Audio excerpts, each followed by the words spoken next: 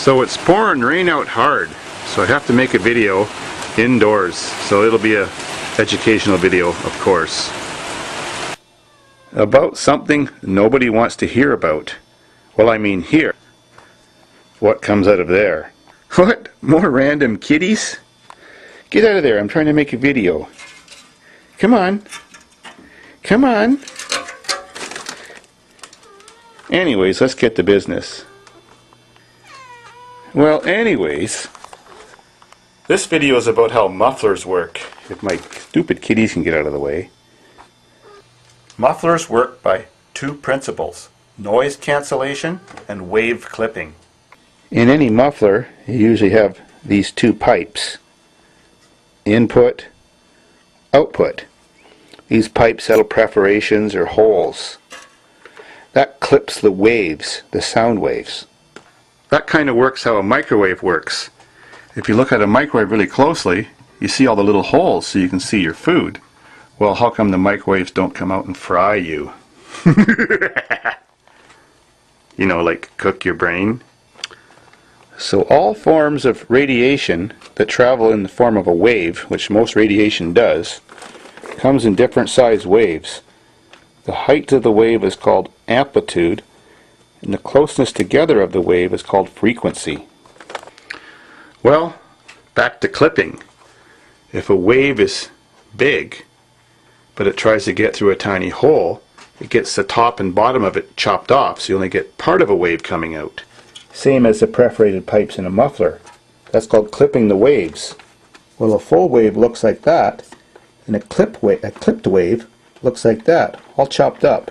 Well, a chopped up wave is definitely not as loud as a full wave, and it definitely sounds different. So that's a good thing when you're standing behind a muffler. So when you try to pass a large wave through a small hole, it gets its top and bottom clipped off a lot. That changes the properties of a wave a lot. It makes it very ineffective. So if you did put your hand here, there might be the tiniest bit of radiation, but not really much to bother you. Same as in the muffler. But as you can see, all these little pockets and little holes like to corrode and seal up.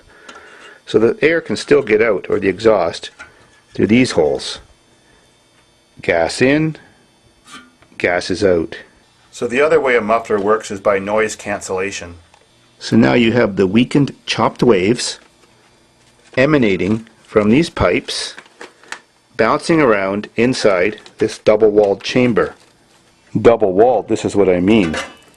When I cut the part out that went there, most mufflers have two walls, except resonators. The reason they have two walls is because there's pressure waves in there and sound waves, and they're vibrating the metal surfaces. So if these metal surfaces were being vibrated by those waves, well then the outside surface of a muffler would become like a speaker, and then even though if you might have no sound coming out there, the outside of the muffler would be radiating sound. Right, kitty? So having two walls is kind of a good thing and a bad thing. You might think it makes the muffler last longer, but if you look inside, it actually holds the corrosive moisture that's in a muffler and helps corrode it and actually make it last less long. But the fact that there's two pieces together, it doesn't act like a speaker. The sound is cancelled. There's noise cancellation. There's noise cancellation in here, and there's noise cancellation in here, which I'll explain now. When waves of sound are radiating inside here, they're bouncing off and they're radiating back again. Well, since the frequency is almost consistent, same frequency radiating off here as is radiating off the walls, it's called the cancelling effect, wave cancelling. One wave hits the other wave, and every action has an equal and opposite reaction, so that cancels the sound. So even though there's a direct hole here and a direct hole here, well, those clipped waves are getting cancelled.